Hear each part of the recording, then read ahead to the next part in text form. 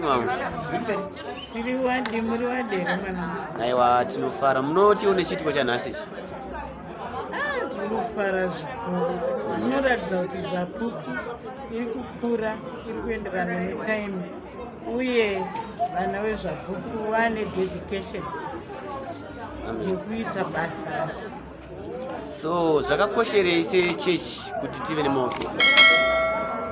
Church as an entity ine ma-administrative issues, ine ma-meetings ainoholda, ine ma-policies ainoda kunge ichidiscussa. All that needs an office, apart from everyday to day activities. Teaching an office is very important. So message wenyu kune vangu vari kune mamwe maprovinces vangava vasati vanzwisawo zvechirongwa ichi kuti vapindewo muchirongwa ichi vabatirane nevamwe? Kuda kuti vana vezvapupu vese vari mumaprovinces muzvizive kuti mane office Harare kuLokimba.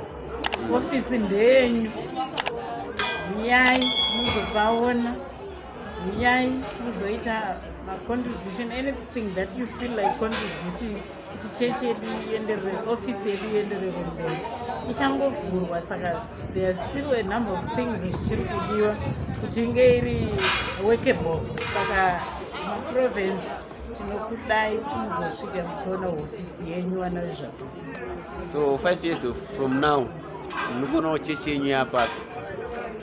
5 years from now tirikuona chechi yedu yakura, tichitarisa munofamba vafundisi nevabvangeri mavanopinda nevanhu vari kutendeuka vachiuya muzvapupu. Chechi ichange yakura zvikuru 5 years time. We expect kuti even more than double now inogona kuita. Aiwa tinotenda mava nenguva yakanaka. Thank you mwanangu.